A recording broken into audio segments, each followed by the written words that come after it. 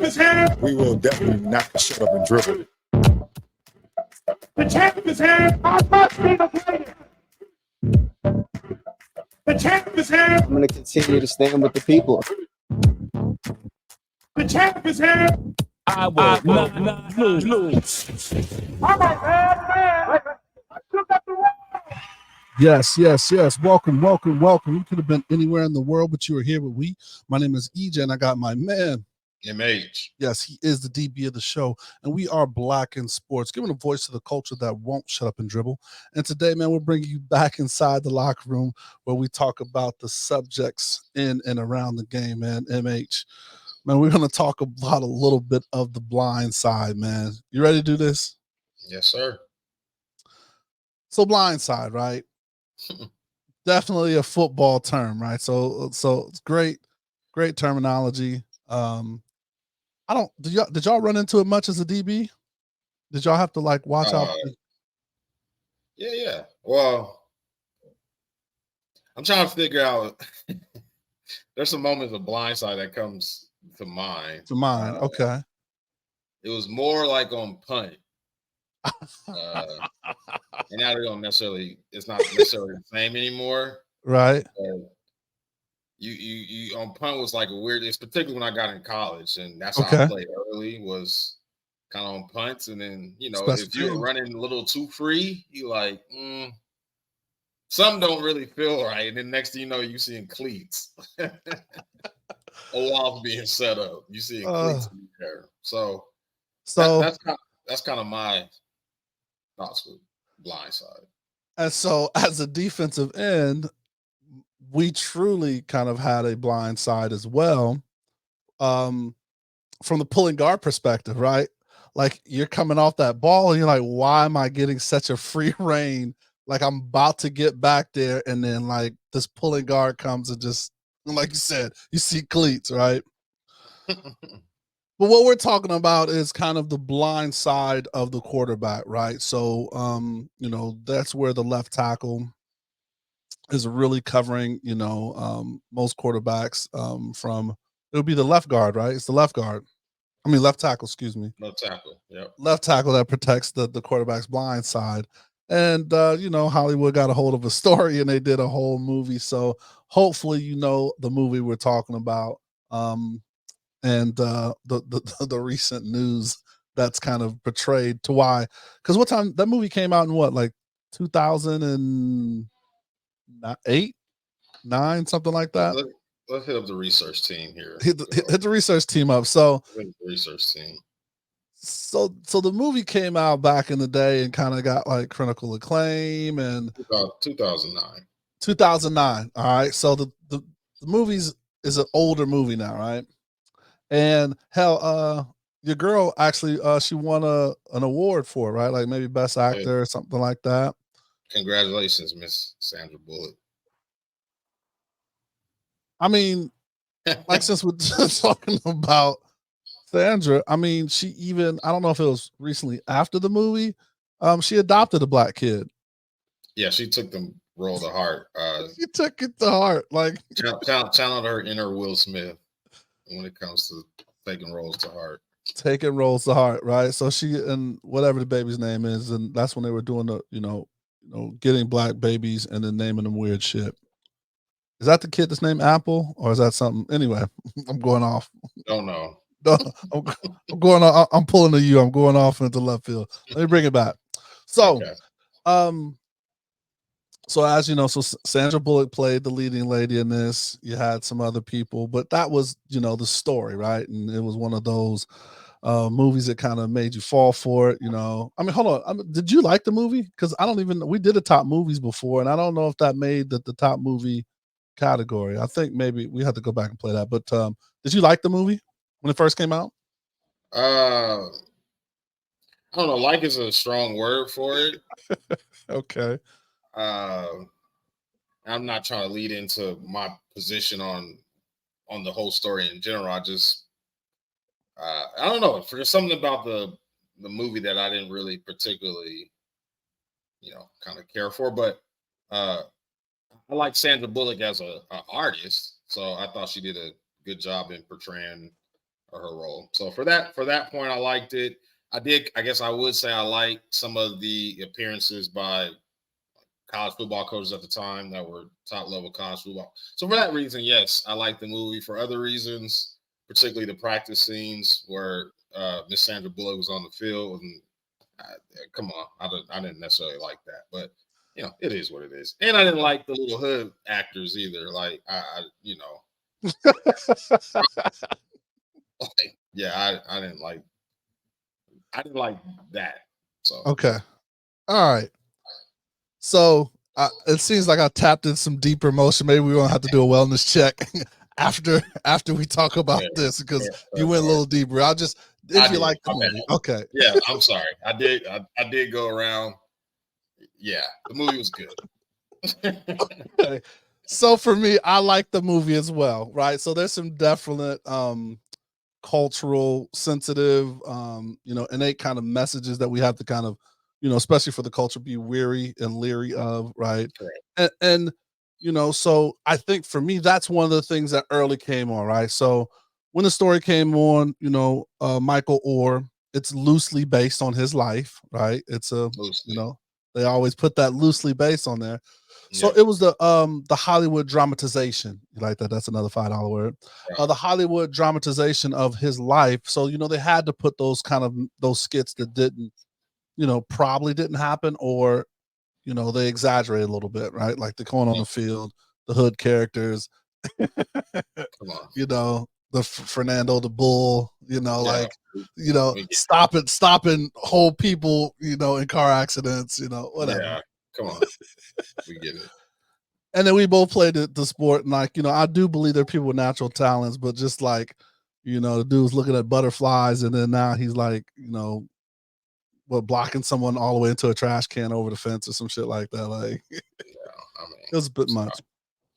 But Michael Oher his first kind of after the movie was done was just like, hey, I didn't like some of the things. They made it look like I didn't know anything about football. So he made a little bit of a spark or a hint. Right after, pretty early on, pretty early on, right? Like right after, and plus it was during his playing day, so I'm pretty sure the capping in the locker room that happened. Boy, you can't read. I know you can't read. I don't know. We can put you in on this, right? So I can just imagine when that first came out, right? All right. So fast forward. And then we can jump back into some of the things that you were kind of pointing out when I asked you basically if you like the movie. But so now today in the news, I think we posted on our social, he's actually filing a, was it $15 million class action suit against the film against his biological parents or the people that what was the word you looked up? Man, I'm not gonna. Everybody knows the same thing Britney Spears has always been talking about. Some kind of custody, right? Custodial. Yeah, I'm not. Custodial conservation. I don't know. We butchering this shit. I butcher shit. So yeah. that. So anyway, so he has this lawsuit, I guess, out of nowhere, because it's been, since 2009, the movie, his career, he's out of the league. Where did this come from, man? So what are your thoughts about it, man? When things like this happen, there's a couple things that I look at. One, the timing of when said suit allegations and things come up, like why things come up at certain times. Michael Oher has kind of been out of the football spotlight for a little bit now, right? And the movie is at this point over a decade years old, so I wonder about the timing. And then there's a book that he's putting out, so okay. Understand we got to get I understand. Missed that. Like, yeah, we just helped plug that. So yeah. So like, okay, I get a little bit of the time in there. And then the second thing, I always look for the reaction. So I'm getting off topic here, but I love Winning Time, the series on HBO about the Lakers, and the reaction from the people that in Winning Time is portraying Jerry West, Kareem Abdul-Jabbar, Magic Johnson. Their reaction was like, absolutely not. And I'm like, okay, because your reaction is this, I'm thinking this is pretty accurate. Okay. Because you're acting just like what your character is betrayed on the show. So, so I say that to say I think the adopted or whatever you want to call his parents initial reaction was nothing at first. So I was like, oh, okay, that's interesting. No comments, but they probably read the Zen book that I was reading, so I probably get that react in silence, that kind of thing.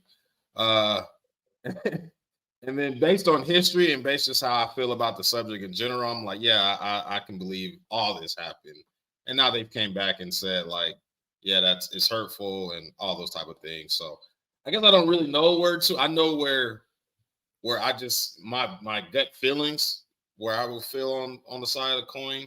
I have no real fact or no knowledge of anything Michael Oher the situation to say like it's one way or the other outside of I believe what he's saying because that part of it's just some things are just culturally insensitive to me, like we've mentioned, and this whole story of save a young black athlete. I already don't like the topic anyway. We've touched on it a lot of times, so.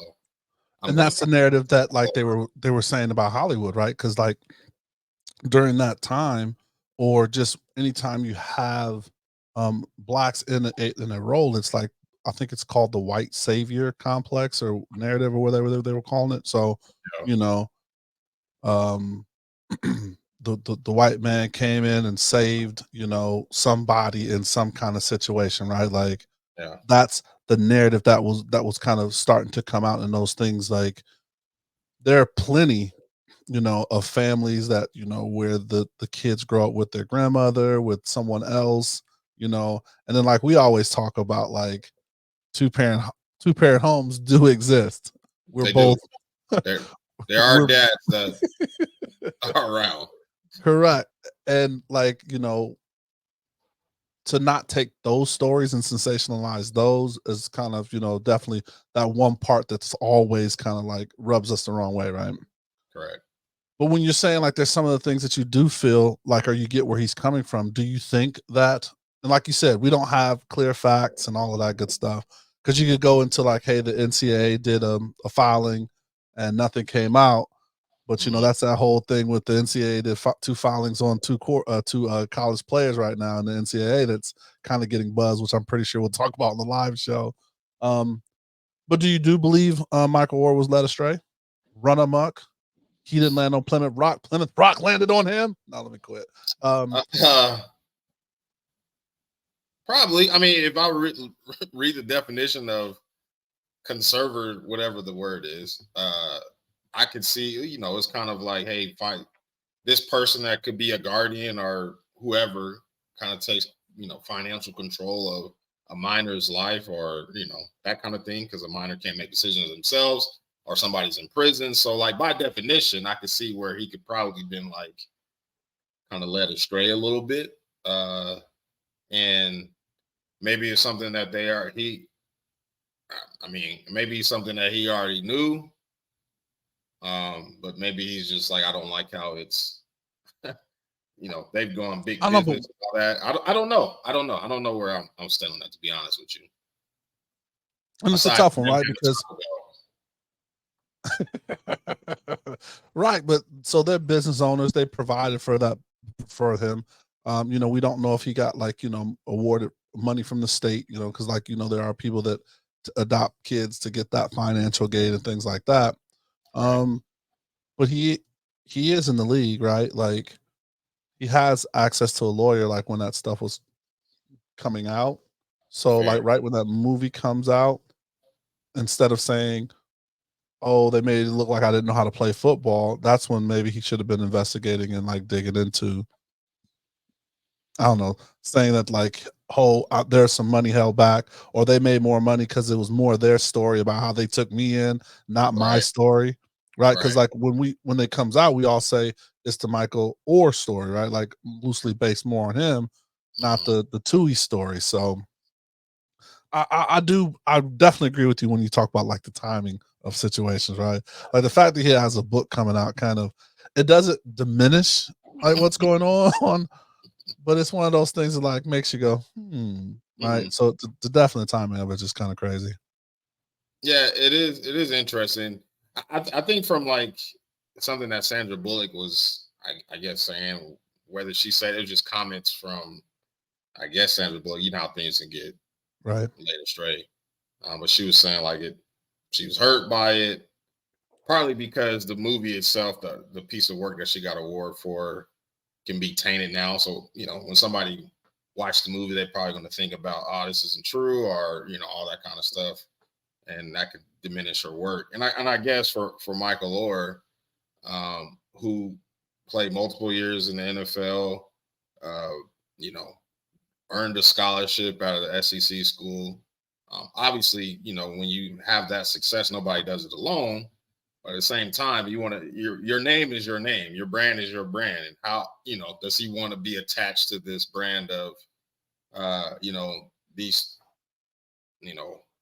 two white parents, or these two individuals, family took me in and that's a great made point, what man. I am. How do you get back your brand, your name?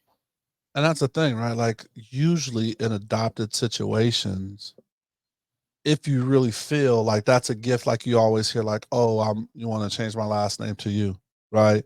Like there was nothing, and you don't know who the rest of the Ohers are, but like he kept his name. He never wanted to change it to that, right? Right. So that's a great point.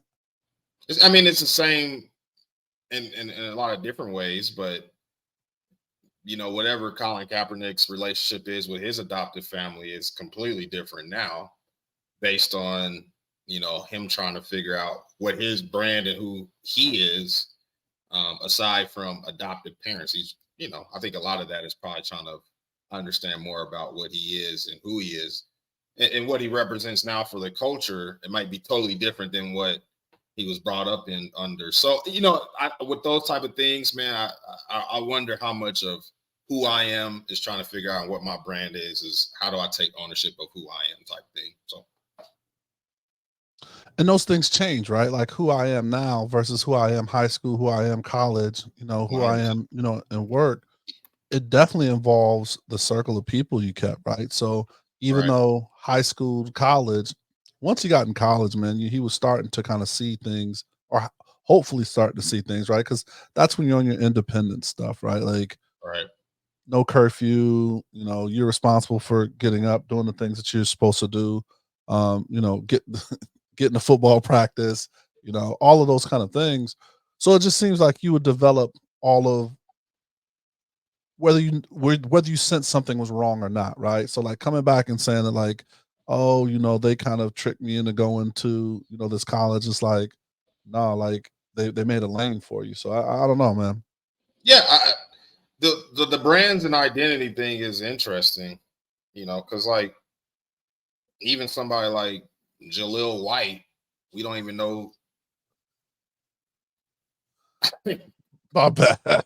I'm sorry. I'm dead ass. Like he's Steve Urkel, whether he wants to be Jaleel White or not. He's always Steve Urkel. He's always Urkel. Maybe Stefan or Kel, but he's still one of them two dudes. He even tried to. That's how much he didn't like that identity. I'm going to create a regular me on the show, because I'm tired of being Steve Urkel. That's what I think. But he's always. I mean, Carl Winslow's always going to be. I don't even know what Carl Winslow's real name is. And I think he passed away, so I shouldn't say that. But well, he was just recently in a Geico or some commercial. Like he's like the TV dad now. So no, so he didn't pass away. My mistake. But he's always Carl Winslow, right? Now he's reclaiming that as the TV dad. To your point, so identity and brands. I don't know. That's interesting. Yeah, but I don't think that like as you formulate those that you're going back to sue. So I don't know. It's going to be interesting to see how this goes. Their lawyers, of course, they're lawyers up fighting it, saying it's a frivolous lawsuit. And of course they're going to go on like, oh, we saw someone in need, and we provided, them an opportunity, and and sometimes it's just relationships, right? Like so relationships go bad, and for whatever the agreement was when they sat down and signed the deal, and like you said, he's out of football because like I mean. You talk about people writing books, like you thought Jordan, Scottie Pippen were like good people, and now Scotty's on his Scotty is on Jordan's helmet saying that, you know, all the things that he's saying, because time and relationships, or maybe, you know, you reflecting on how certain things went and you thought you should have been in a different situation in that process, right? So I don't know how much money he got from the movie, you know, what his deal was versus what their deals were. You know, and it's understanding contract stuff, right? Here we go back on my business hat side of things, but it's like, you know, what was that contract? You know, did the Tuohys and them take points to where they're getting like residual stuff? And he took like a lump sum to sell his story to like let it loosely be based and not have control over the narrative? Or is it like my dude Jason Weaver, whose mom hooked him up with the best Lion King contract, where he made his money off the back end and he's still making money off the Lion King? So, you know, I think it's sometimes you make a stupid mistake, or just you don't know. You know, I don't want to call it, you just don't know. And then looking back at it, like trying to recoup, you know, some things that you got, and sometimes you can't go back and ask for something you should ask for in the beginning. I agree with you. See Bobby Bonilla. All right, man. Anything else on that, man? Because like it is just a he said, she said, but it's just interesting. It does have a lot of cultural significance, which maybe we can bring up on the live show, because it is exhausting, you know, to dig into some of that stuff that happens, kind of, especially, you know, with our culture. You know, one of the claims I remember them kind of saying is like what they didn't want in the NCAA is like, you know, well-to-do families. It doesn't have to be white, but well-to-do families going into the inner cities, because, you know, like there are a lot of inner city kids that are just very talented. You know, they just don't have the resource. I think we also posted on our social media this guy that's been homeless, you know, going from school to school, couch to couch, and he's attempting to try out for the G League, right? Like there's plenty of just talented people that are just, you know, born in rough situations. And then see as like, you know, just the audacity for them to say like, oh, we don't want, you know, other families to see this and go out and recruit and, you know, get them to go to their schools, right? Which is just kind of a shame that we just don't have people or resources in this country to just give, you know, talented people that want to do something with themselves an opportunity, unless they want to go to the army, you know. Yeah, I mean, it's man, I think you bring up a really, really good point, and maybe my own, I don't know, issues with it is speaking louder than what the actual thing is. Is like, you know, there is some parts of humanity that you want to just kind of be an assistance to somebody that, hey, just kind of needs some help in the next, you know, whatever that next step is. You know, I think addresses, using your cousin, your auntie's address because she lives in a different neighborhood. I mean, that's, you know, like that's been the thing for forever, right? Ever, Right. yes. So to your point, you know, maybe not let me shoot them down too much. It's just a story that, to your point, it just gets tired and overused, and you know, I'm sure they didn't mean it from the goodness of their heart. I'm sure it wasn't just. I would hope it wasn't just like, hey, we see money in this kid, or maybe it's a little bit of both. I don't know, and I'm not God, so the only God can judge, and they only know what their motives were. But hey, Michael Oher is a success. Um, I mean, he claims a lot on his own, and he does give credit to the family. He says he has love for the family as well. But whatever the situation is, to your point, with relationships, family always go through arguments and tough times. So they just had to do it in the public light, and we can talk about it. So, Michael Oher, man, send us a copy of your book. We'll have you on the show. we can definitely have you on the show. You can talk more about it. You can talk more about it, man. Anything else on this, man, before we sign off? I think even the actor, the Blind Side actor, was like kind of defending the story. What's his name? Like, has he been on any other things? I think he got on what's the Lost shows. I think he did. He got some run. He definitely got some burn after playing that. Is he getting ready for Shaq's biopic? That are Biggie's. They keep coming out with Biggie biopics, but He did get some burn after it. He was defending from the Tuohy side or from Michael's side? The Tuohy side. Oh, okay. I mean, he's probably on the same time as Sandra Bullock. Like, hey, I mean, that's right. That's my work, man. Like, come on, don't. That got me out there. And Yeah, plus, I wonder like how that. much the Tuohys and them were on the set and like around and things like that, you know what I mean? And involved and stuff like that. So I don't know, man. It's going to be interesting to see how this kind of folds. Yeah, we'll see. Last words. How you doing, man? Quick mental check, man. What's going on, and not necessarily put your personals on the airways, but just checking in on you. How you doing? Absolutely. So we're here. What's this? It's August. Football's about to start, so that's always a great time. Super Bowl's coming to Las Vegas, so that adds some excitement as well as stress.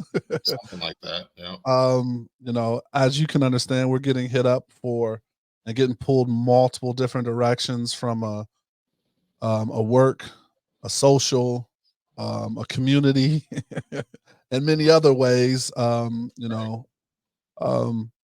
boy's moving, so going through a move. Finally got the the sound back for our intro. So apologize for the first couple of or the last couple of episodes. Just here to appreciate you. So we got that kind of worked out, man. But all in all, man, good spirits, man. Just head down, kind of pushing forward, but just in a transition period. And those transition periods can be stressful, but you have to look at them as like they're bringing something better. So that's where I think I'll leave that. How about yourself, man? Good, man. I mean, overall, blessed to see another day. I heard somebody say a while ago, a coach, that if we're blessed to see another day, nobody knows what the day is going to hold, right? So we all start even. So I'm blessed. At the end of the day, the common denominator, I'm blessed.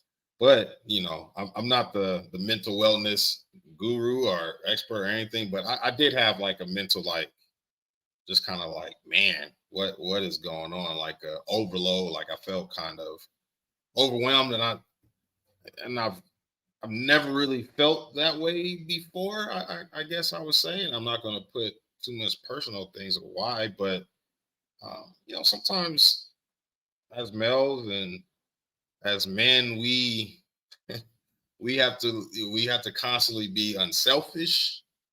And not that I want to be selfish necessarily, but sometimes it just gets a lot of like just weight a little bit. So I had a little bit of like, dang, like what am I?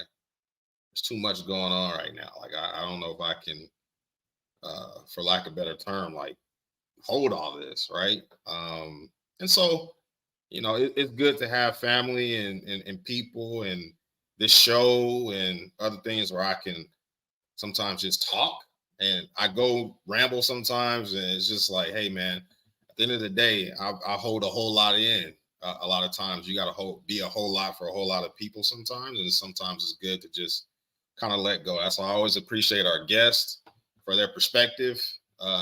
It's without saying therapy, our title on it is therapy for me in a lot. We talk about all the time, man. It's microphone therapy, man.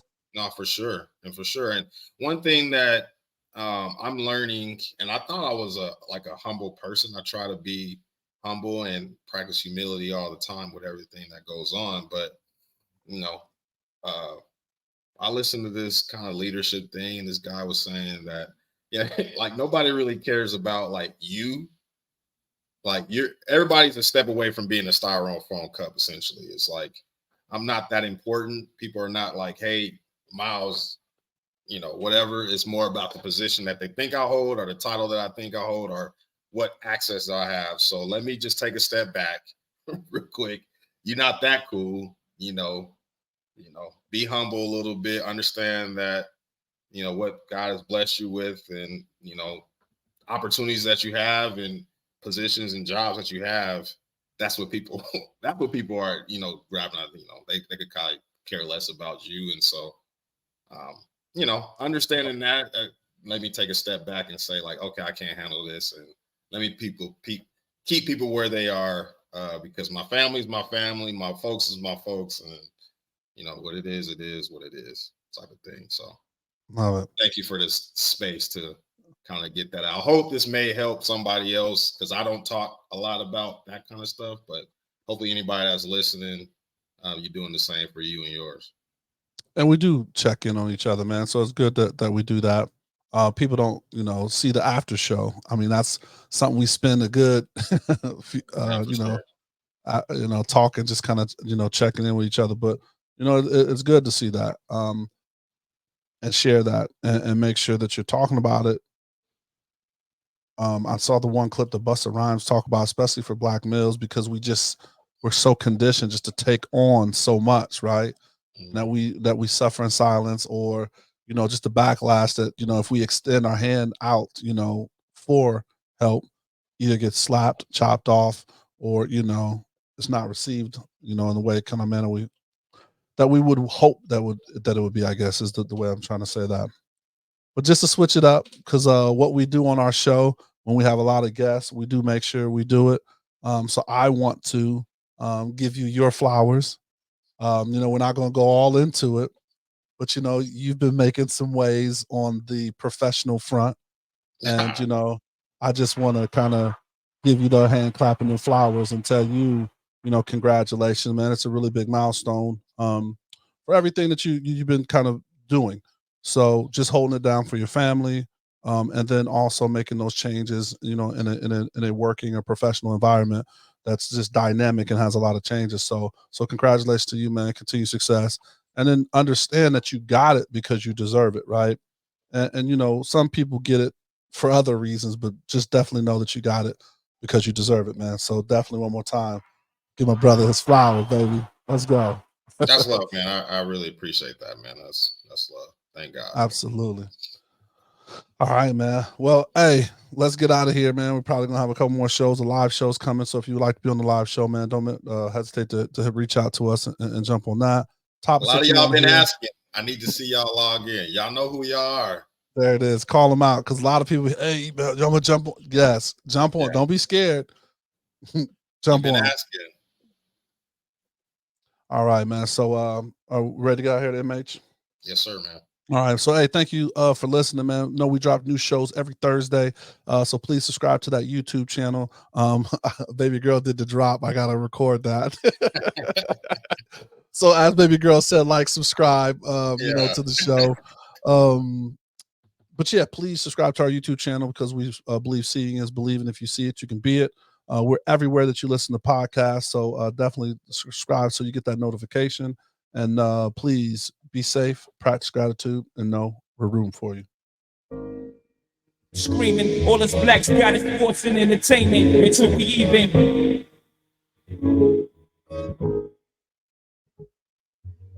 Assuming I'm rooting for everybody that's black. Yeah. Assuming I'm rooting for everybody that's black. Assuming I'm rooting for everybody that's black. Spent about 2 racks on handmade new rags. Assuming I'm rooting for everybody that's black. That's everybody from sports to college class to rap and back.